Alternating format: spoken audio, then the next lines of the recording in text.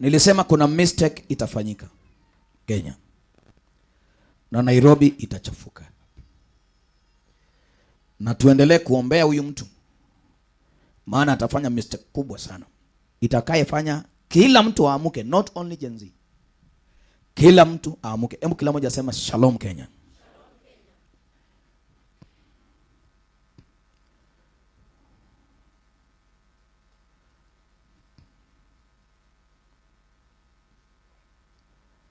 Na tutashindia hii kitu Kenya. Kila saa kuna kitu inaamuka tu.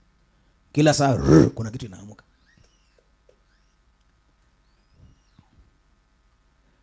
Kwa hiyo tuombe, kwa sababu hii kitu okay, wewe unaweza ukaona labda hakuna haja kuomba sana because you don't live in Nairobi, but you depend on Nairobi in some things. Si ndio? Yeah. Wacha kusema ati wewe unafanya biashara kijijini. Kwani hizo vitu unauza inatoka wapi? City. Na Sheitani anaga haja sana na kijijini. Ana haja sana ya kuangusha miji iliyosimama.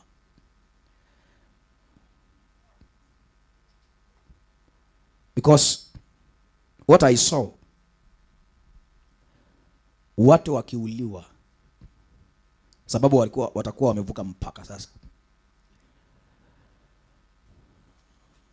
Na unajua sasa hii Kenya yetu tumechukulia grace kama mzaa, because tuko wakati wa grace, lakini tumeibeba hivi hivi. So let us keep on praying, sababu nimeona rais akiwa na stress sana. Stress, najaribu kufikiria hivi, stress, kwa sababu wale watu wake wale ako nao hawaoni wakiharibu,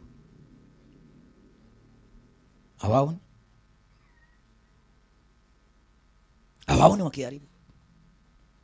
Kwanza wanajisikia sana na wanaona wengine sio kitu,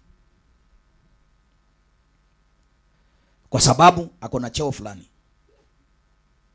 Ngoja niwaambie, hata kama uko na cheo fulani lazima unyenyekee, lazima uweke kiburi kando, sababu kuna watu leo huwezi ingia ofisi yao sababu wako hapo. Ingekuwa ni wengine ungeingia, lakini kuna watu hawawezi tena, wanakuongelesha anyhow vipaya vile wanataka.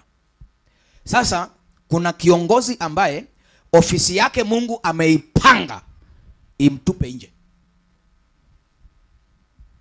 Nimesema nini?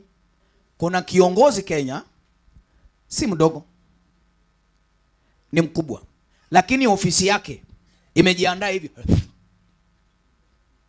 imtapike nje. Na baada ya hiyo rapsha, kitu cha kwanza ni yeye kutolewa kwa hiyo ofisi.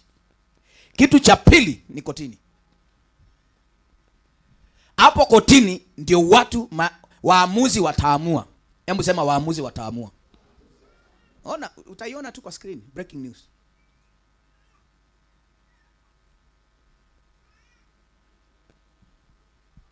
Ndio nimesema hivi, wale mko ndani msichekelee wale wako nje, sababu kuna kitu inaweza ikafanyika ukatolewa ndani ukawa nje, aliyekuwa nje akaingia ndani.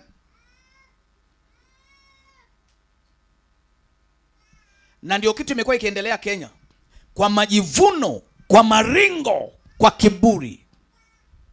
Now watch your screen, because we are praying for the peace of the nation, and Kenya must have peace. Sema amen.